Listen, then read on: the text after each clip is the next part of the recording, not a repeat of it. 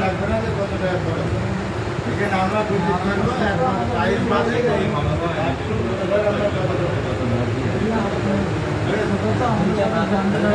করতে হবে অন্য ভিড়ে দেবো যাতে আছে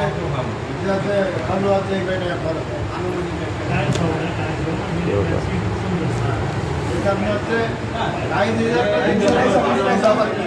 2,500 টাইস ছাড়া তো আর হবে না।